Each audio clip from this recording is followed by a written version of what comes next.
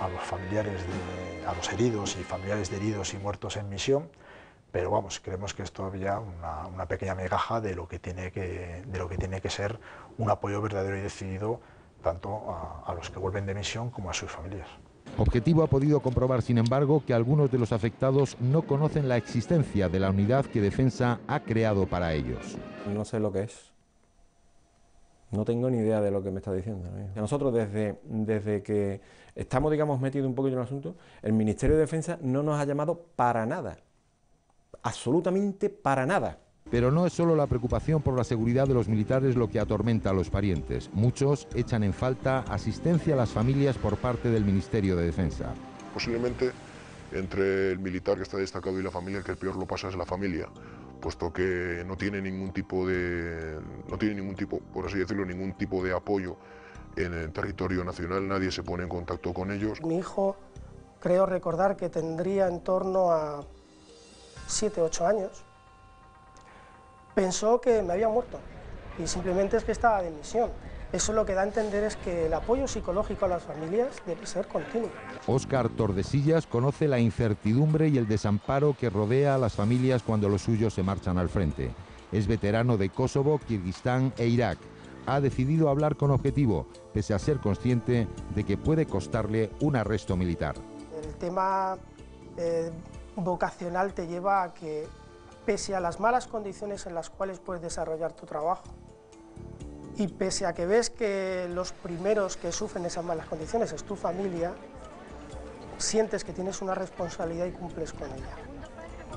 Lo cual no significa que te tengas que estar callado y no reclames lo que crees que debería ser unas mínimas condiciones. Las familias pues, se ven cojas, se ven desvalidas y necesitan una ayuda importante precisamente porque tienen a su marido, tienen a su mujer, a su familiar, dándolo todo por ellos, durante 5 o 6 meses. Desde luego, si el mensaje que estamos mandando a la gente que se está jugando la vida en Afganistán es que luego van a quedar tirados, esto es un desastre.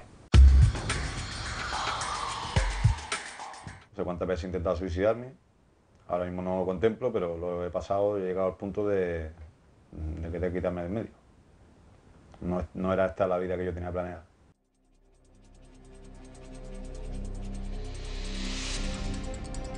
Su nombre de guerra es Lobo y es un militar nato. En 2004 participó en Irak, la contienda más dura en la que se ha visto envuelto el ejército español junto a la misión de Afganistán. Durante una patrulla, el sargento Sergio Santisteban sufrió una emboscada que le cambió la vida para siempre. Nos lanzaron una nada justo al lado de una bicicleta y los que estábamos más cerca del punto de impacto, que estaba a unos 2 metros, fuimos el alférez y yo.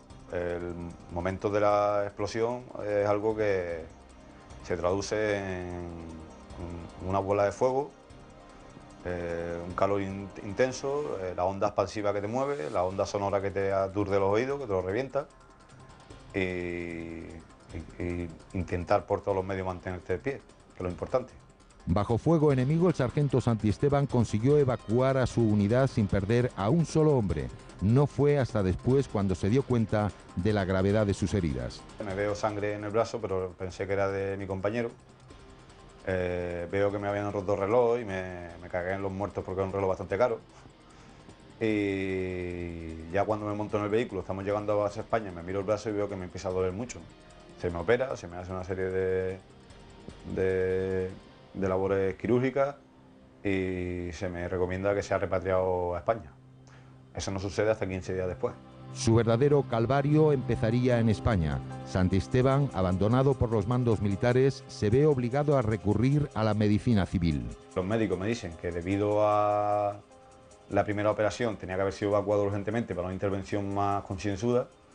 Pues ten en cuenta que había estado casi un mes con el brazo, con los nervios al aire. Prácticamente fue abandonado, pero no solo digamos a nivel institucional, sino también a nivel médico, y casi digamos que se tuvo que buscar la vida, es un término muy militar, para poder ser atendido en las debidas condiciones aquí en España.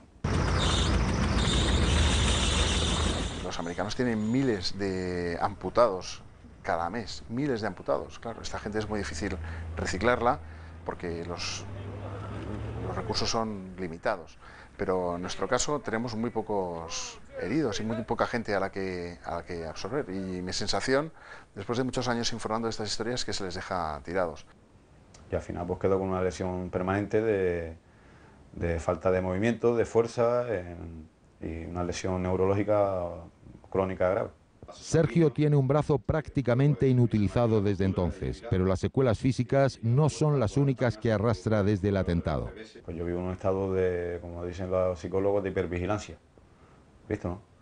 Y es que a cualquier lado que voy yo no puedo mezclarme en zonas donde haya mucha gente, zonas muy cerradas. Las personas que viven situaciones de guerra tienen una activación permanente ante el peligro porque es real. El trastorno estrés postraumático precisamente es eso, es esa activación en exceso ante cosas que no tienen por qué producir, estímulos que no son dañinos ni peligrosos. Y yo aquí estaba en Córdoba estaba incómodo. Estaba con mi mujer, mis hijos, pero estaba incómodo porque el cambio es muy brusco. Estaba en una zona de guerra, una zona de miseria, una zona de como Irak, un país musulmán en Oriente Medio, a llegar aquí a Córdoba y verte todo como está, todo te sobraba. Has vivido desconectado total absolutamente de la realidad que vive el resto de tu familia. Entonces te das cuenta efectivamente que te has perdido un periodo de tiempo muy importante.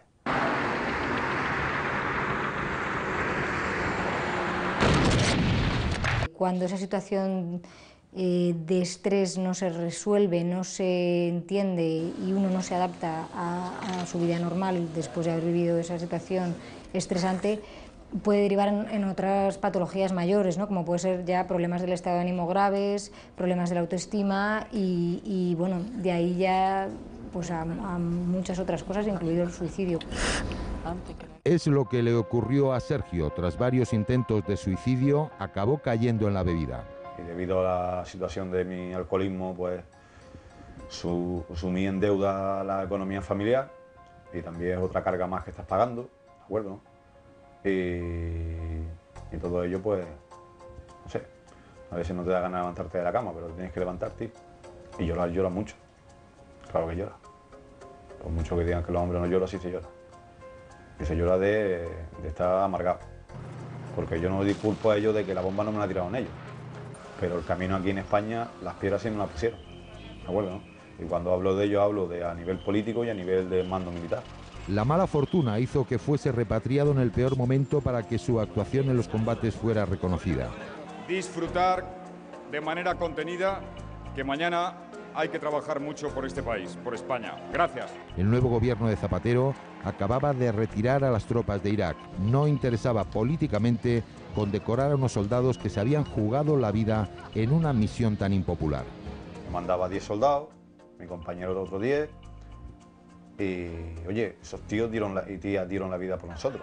Arriesgaron su vida porque el alférez y yo, que estábamos más heridos, saliéramos de aquella emboscada. Y eso tiene mérito, mucho mérito. ¡Allahu Akbar! ¡Allahu Akbar! Yo me asombro cuando, por ejemplo, los americanos, yo soy un enamorado de los americanos, y los ingleses mueren tantos por la libertad. Y no hay un solo reproche como hay aquí en este, voy a decir bendito país, por no decir otra palabra contraria. El capitán de reserva, José Antonio Bernal Lobero, es hijo, hermano y padre de militares. Su hijo fue el segundo español asesinado en Irak. Todo el mundo no tiene el honor de dar un hijo por la patria. En una mano está el dolor y en otra está la patria. A igual altura. A igual altura. El sargento José Antonio Bernal Gómez era espía del CNI en Bagdad. Tras la caída de Saddam Hussein, fue víctima de un atentado a la puerta de su casa. Dicen que fue un clérigo con dos más. Mi hijo se zafó del clérigo, se zafó de los dos más y salió a la calle, corriendo. Con tanta desgracia que resbaló, perdió un zapato, los dos, no lo sé. Uno de los del coche, que estaban esperando el coche bastante más adelante, se bajó del coche y le remató en la cabeza. Eso fue una traición, una delación, sabían todo, o sea, eso estaba claro. tanto lo de mi hijo como los otros 7. El capitán Bernal se refiere a otros 7 compañeros de su hijo asesinados en una emboscada 2 meses después. Durante más de 45 minutos, 8 espías del CNI quedaron atrapados en un tiroteo enfrentándose con simples pistolas a iraquíes armados con lanzagranadas. Solo sobrevivió uno de ellos para contarlo. Hubo detenciones, pero nunca se esclareció si tanto esos agentes como el sargento Bernal fueron traicionados por sus antiguos informantes. Los agentes de Saddam Hussein tenían verdadero pánico, porque sabían que habían cooperado con el régimen. Si no hubiera sido por una delación, nunca hubieran caído, porque ellos toman todas las medidas habidas y por haber. Parece que hay una relación entre la muerte de Bernal y la emboscada a los agentes del CNI. Pero también es verdad que cometieron una imprudencia muy grande, y es moverse 4 y 4 en 2 coches totalmente identificables como de occidentales por aquellas carreteras. No descarto que se confiaran y que cayeran en una emboscada que les tocó a ellos como le podía haber tocado a cualquier otro. Los convoyes militares se mueven con mucha más protección y mucha más seguridad, y ellos no llevaban más que armas ligeras, iban en vehículos no demasiado blindados y una forma de moverse que les identificaba claramente como occidentales.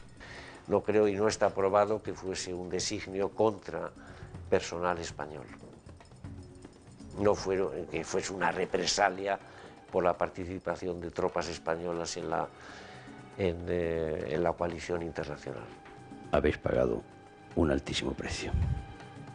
El precio más alto que puede pagar ninguna institución. El precio de sangre. El gobierno de José María Aznar condecoró a título póstumo al sargento Bernal. El cambio político, sin embargo, volvió a dejar de lado a las víctimas de Irak. A mi hijo le deben una medalla todavía, que es la de víctimas del terrorismo. Entonces el ministro Trillo me dijo a mí que esa se la entregaría al presidente del gobierno cuando se la entregara, que lo hacía un acto en el Congreso a cada X tiempo. Una vez la reclamé y tuvieron la poca vergüenza de contestarme, o de contestarle a él, a mí no siquiera, que la tenía que solicitar. Con lo cual, no conocen a los militares. ¿Cómo un militar va a solicitar una medalla que está concedida por nuestro jefe supremo de las Fuerzas Armadas, el rey de España? Ni Zapatero puede llegar a más, ni yo a menos. Para eso la compro, puesto que está concedida. Acudir a las manifestaciones no solo es un testimonio moral, es un acto de responsabilidad ciudadana en estos momentos. Juntos podemos y debemos hacer rectificar al gobierno del Partido Popular y a los otros gobiernos belicistas. Podemos también hacer disuadir a la administración del señor Bush. La oposición de Zapatero a la guerra de Irak y su promesa de retirar nuestras tropas si ganaba las elecciones de 2004 le produjo un valioso rédito electoral. A su llegada a la Moncloa, tan solo 48 horas después de acceder al cargo, cumplió su promesa y repatrió a los 1.300 soldados que permanecían en tierras iraquíes. Esta mañana, una vez que el ministro de Defensa ha jurado su cargo, le he dado la orden de que disponga lo necesario a fin de que las tropas españolas destinadas en Irak regresen a casa en el menor tiempo y con la mayor seguridad posibles. La retirada causó un gran malestar a la administración Bush. Nuestro papel en la escena internacional retrocedía a pasos agigantados. Para recuperar la simpatía estadounidense era necesario volcarse en Afganistán. Sin embargo, como la contienda contra los talibanes podía provocar en la opinión pública una sensación de incoherencia por mantener allí unas tropas que se habían retirado de Irak, Zapatero dulcificó la misión como humanitaria. Porque en definitiva Afganistán para nosotros es una moneda de cambio de las relaciones internacionales. Aquí tienes determinado nivel en las relaciones internacionales no porque tengas una política exterior más o menos acertada, sino porque te codeas con los que tienen la política exterior del imperio, ¿no? Al volvernos de Irak, quedamos en deuda con los aliados